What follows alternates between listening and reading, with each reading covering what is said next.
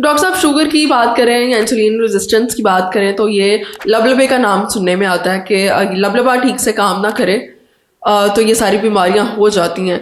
लबलबे का नाम तो वैसे आई थिंक चंद साल पहले तक बहुत ही कम लोगों को मालूम था, लेकिन अब लोग जानते हैं ऑब्वियसली। तो इसको कैसे बेहतर बनाया जा सकता है? लबलबा बेहतर हो सकता है कि ताकि ना आपको शुगर हो, ना मोटापा हो, ना इंसुलिन रेजिस्टेंस हो? जैसे हार्ट के लिए कुछ ग़िज़ाएँ होती हैं कि आप चिकनाई ना लें, आप कोलेस्ट्रॉल को कम रखें, आप बीपी को ना बढ़ने दें, तो आपका हार्ट ठीक रहता है। बिल्कुल। इस तरह ब्रेन के लिए भी कुछ ग़िज़ाएँ होती हैं जो कि मेमोरी इंक्रीज करती है, जैसे बादाम खाएं, अखरोट खाएं, ठीक है ना। तो ये चीज़ें तो होती है ना। इसी तरह लबलबे की सेहत भी जो है वो लाइफस्टाइल से, डाइट से, वॉक और एक्सरसाइज से इम्प्रूव की जा सकती है। ठीक है। कैसे? मैं आप सुने, देखिए जो लबलबा है ना उसमें 2 किस्म के सेल्स होते हैं, और भी सेल्स होते हैं। जो 2 किस्म के बड़े सेल्स होते हैं जिनसे हार्मोन निकल रहे होते हैं वो 2 हैं। एक को कहते हैं अल्फा सेल, जिससे ग्लूकागॉन निकल रहा होता है, ठीक है। एक हार्मोन है ग्लूकागॉन, वो अल्फा सेल से निकल रहा होता है। और दूसरी तरह के जो सेल्स होते हैं पैंक्रियाज में, उनको कहते हैं बीटा सेल्स। बीटा सेल से निकल रही होती है इंसुलिन, राइट, जिसका सारा चक्कर है, जादू ही जिसका चल रहा है, ठीक है ना, इंसुलिन का नाम। अच्छा, अब ये इंसुलिन बीटा सेल बनाते हैं, ग्लूकागॉन जो है वो अल्फा सेल बनाते हैं। ये समझ आ गई आपको?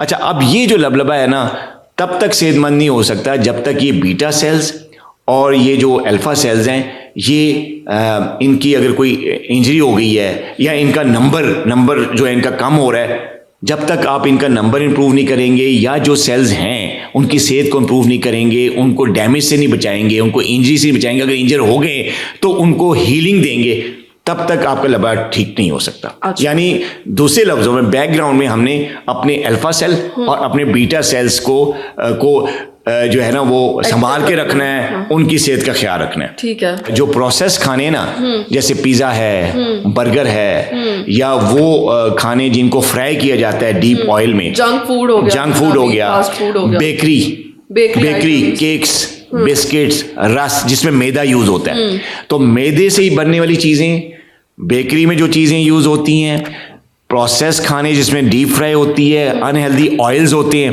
राइट, ठीक है, ये सारी चीजें आप समझ रहे हैं, अंडरस्टैंड? तो ये सारे खाने अगर आप खाएंगे तो ये बीटा सेल को, अल्फा सेल को वीक करते हैं।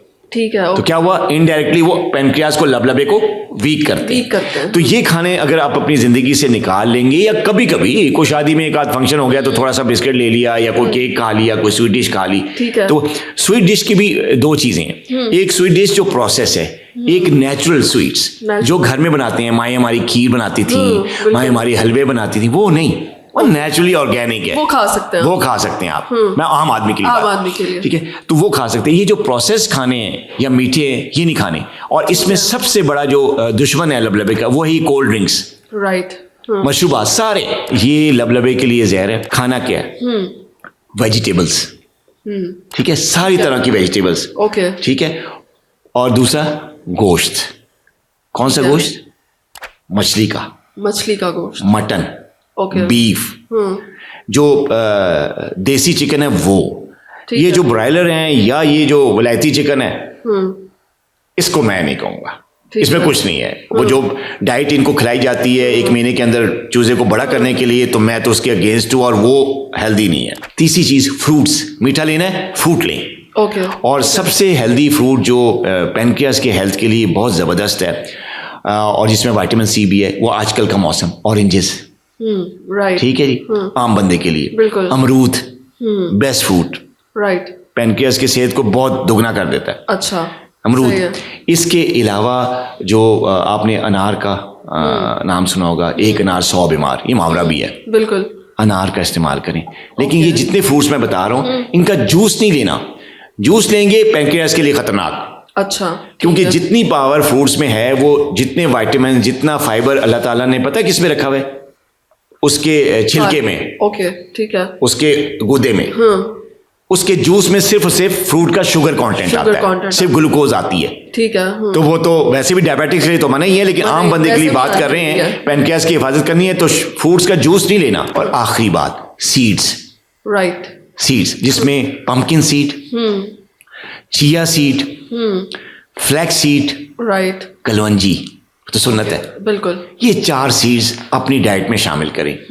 बीटा सेल्स और अल्फा सेल्स जंप मारना शुरू हो जाएंगे। अच्छा, ठीक है। उनकी रीग्रोथ होगी, उनकी हीलिंग होगी और उनसे बनने वाली इंसुलिन प्योर होती चली जाएगी। ठीक है, ओके। ये सीड्स शामिल करें। और आखिरी चीज जो आपने लबलबे की सेहत के लिए करनी है वो है डाइट में नट्स, ठीक है। बादाम, अखरोट और पिस्ता। अच्छा। इसको अपनी डाइट में शामिल करें। आज को वैसे भी रोजे भी सर्दियों में आ रहे हैं और वैसे भी सर्दियां हैं, तो आजकल तो इनका सीजन है। ठीक है, नो डाउट इनकी प्राइस थोड़ी सी ज्यादा है, लेकिन मिडिल क्लास बंदे इसको अफोर्ड कर सकते हैं। जो नहीं अफोर्ड कर सकते, चले मूंगफली से गुजार कर लें। अच्छा, वो भी अच्छा है, मूंगफली खा सकते।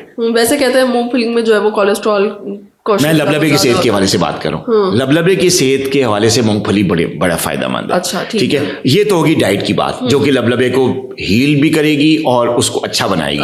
अब आखिरी एक आदत है, एक लाइफस्टाइल है जो कि बहुत अच्छा है, वो है रेगुलर फिजिकल एक्टिविटी एज के मुताबिक।